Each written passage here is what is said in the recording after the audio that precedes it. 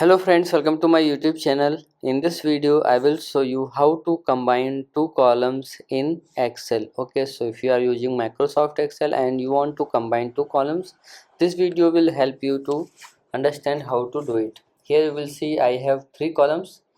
First one is serial number, second one is this employee name, third one is designation. Okay, now in this column I want to combine both the columns. Okay, this employee name with designation. Okay, so how to do it? Here this is the column where I want to combine it, call in column E.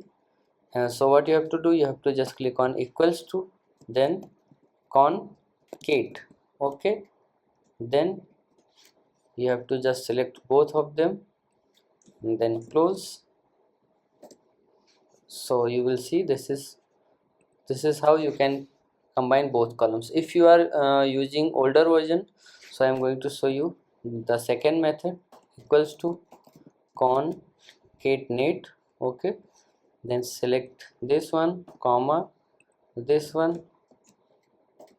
So like this you can combine two columns in Excel. So if you like this video, please like my video and also subscribe my channel for more videos like this. Thanks for watching.